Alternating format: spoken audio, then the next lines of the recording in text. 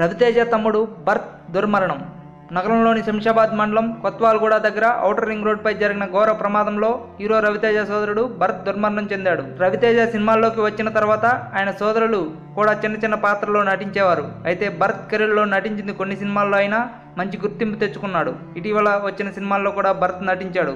భరత్ ఎప్పుడూ వివాదాస్పదమైన రీతిలోనే ఉన్నాడు.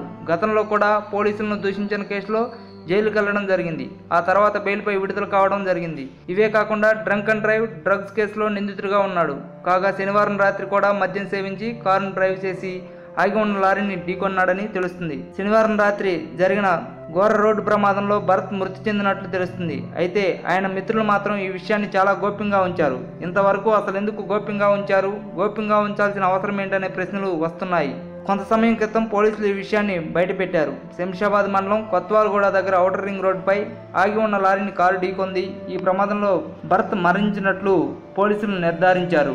అంతుచిక్కని రహస్యాలు, మరెన్నో మనకి తెలియని పురాతన కట్టడాలు, వాటి వెనక దాగిన నిజాలు, పూర్వీకుల ఆచారాలు, మరెన్నో మూఢ విశ్వాసాలు, ఇలా కాలగర్భంలో కలిసిపోతున్న రహస్యాల కొరకు సబ్స్క్రైబ్ చేయండి రహస్యవాణి ఛానల్.